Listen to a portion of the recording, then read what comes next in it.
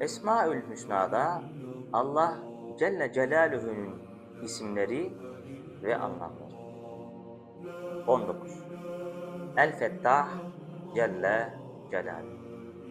Her türlü sıkıntıları gideren, iyilik ve rahmet kapılarını açan, hakemlik yapan, hüküm veren. 20.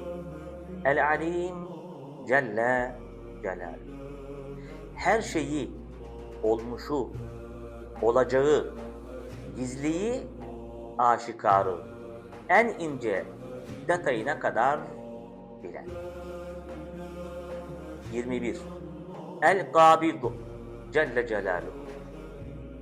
İstediğinin maddi ve manevi rızkını daraltan, ruhları kabzeden, her şeyi avucunda bulunduran.